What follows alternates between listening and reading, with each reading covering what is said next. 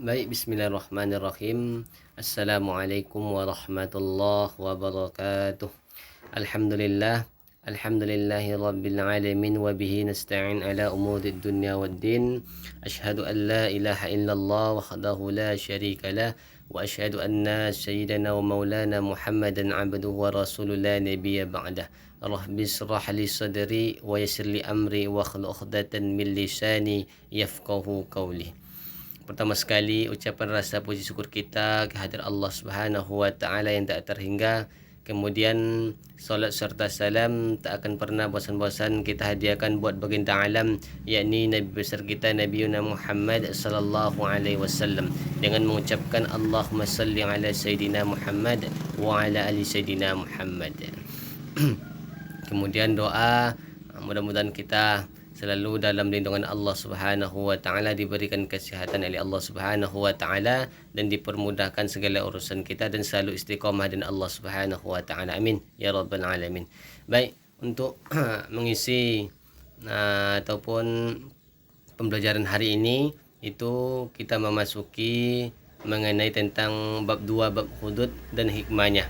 Bagaimana hudud itu dan bagaimana hudud itu, kemudian apa yang dikatakan hudud, kemudian ada pula pembagian-pembagian hudud itu.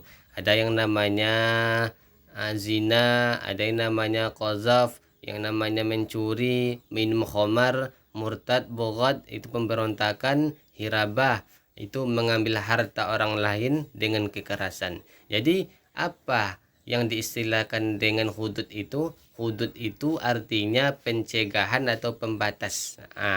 Nah, sedangkan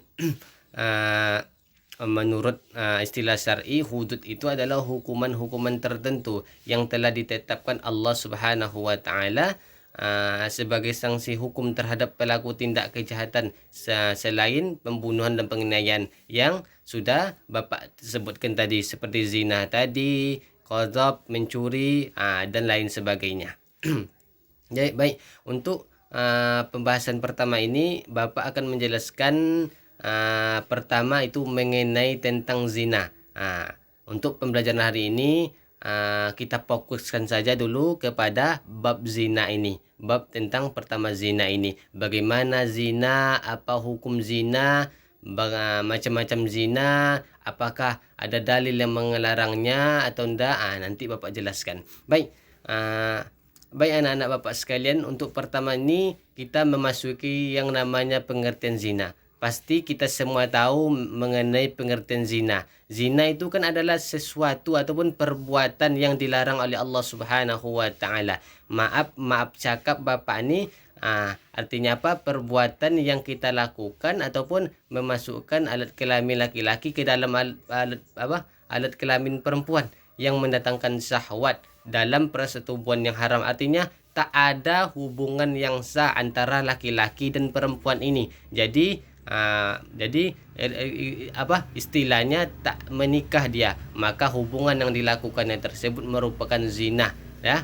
Maka itu yang dilarang oleh Allah Subhanahu wa taala, diharamkan oleh Allah Subhanahu wa taala. Kata Allah Subhanahu wa taala, wala taqrabuz zina innahu kana fahisatan wa sa'a sabila. Kata Allah, jangan engkau mendekati zina, kata Allah. Sesungguhnya zina itu perbuatan yang keji dan perbuatan yang buruk. Jadi artinya apa? Jangan kita sampai mendekati yang namanya zina ini. Ibarat sebuah lingkaran, kalau kita sudah memasuki lingkaran zina tersebut, maka payah kita lagi untuk keluar dari perbuatan zina tersebut, apalagi kita sudah memasuki pintunya. Maka semoga kita dijauhkan dari perbuatan-perbuatan zina tersebut. Amin. Kemudian yang ketiga, kita memasuki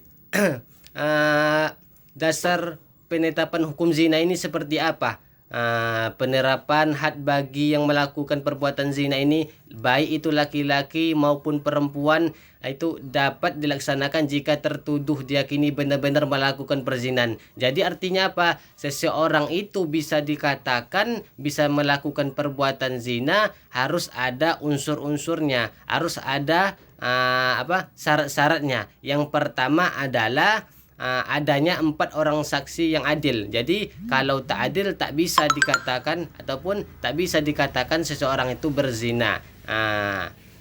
Dalam surah An-Nisa itu jelaskan, dan terhadap wanita yang mengerjakan perbuatan keji dan berzina hendaklah ada 4 orang saksi di antara kamu yang menyaksikannya. Maka barulah seseorang itu bisa dikatakan berzina. Kemudian yang kedua adalah pengakuan dari pezina tersebut. Dia harus mengaku. Kemudian selanjutnya pengakuannya, contohnya sebagian ulama berpendapat bahwa kehamilan perempuan itu tanpa suami dapat dijadikan dasar penetapan perbuatan zina. Akan tetapi jumhur ulama berpendapat sebaliknya, kehamilan saja itu tanpa pengakuan atau kesaksian 4 orang yang adil tadi tidak dapat dijadikan dasar penetapan zinanya. Jadi hal ini zina dapat dijatuhkan terhadap pelakunya jika syarat-syaratnya terpenuhi. Pelaku zina sudah balik, kemudian perbuatan zina itu dilakukan tanpa ada paksaan, dan kemudian pelaku zina mengetahui bahwa konsekuensi dari perbuatan zina itu adalah had. Kemudian selanjutnya telah diyakini secara syar'i bahwa pelaku tindak zina benar-benar melakukan perbuatan keji tersebut, maka orang tersebut akan dihad, akan dikenakan hukumannya. Kemudian kita masuki yang selanjutnya itu mengenai macam-macam zina. Seperti apa macam-macam zina ini? Pembagiannya ada 2. Ada yang dikatakan dengan zina muhsan, artinya apa? Zina ini perbuatan zina ini yang dilakukan oleh seseorang yang sudah menikah. Jadi zina ghairu muhsan ini seseorang yang sudah menikah, mencakup suami, istri, janda atau duda yang sudah berkeluarga, maka itu dinamakan dengan zina muhsan. Kemudian yang kedua adalah yang namanya zina ghairu muhsan. Zina ghairu muhsan itu kepada pelaku pezina yang belum pernah menikah, yakninya zina yang dilakukan oleh seseorang tersebut. Para ahli fikih sepakat bahwa had hukuman bagi pezina ghairu muhsan, baik laki-laki ataupun perempuan tadi, adalah dicambuk sebanyak 100 kali, dan ada tambahan lagi dari para ulama kita, itu diasingkan selama 1 tahun. Kemudian yang tadi, maaf Bapak lupa, itu mengenai hukuman bagi pelaku zina muhsan tadi, itu dirajam sampai mati.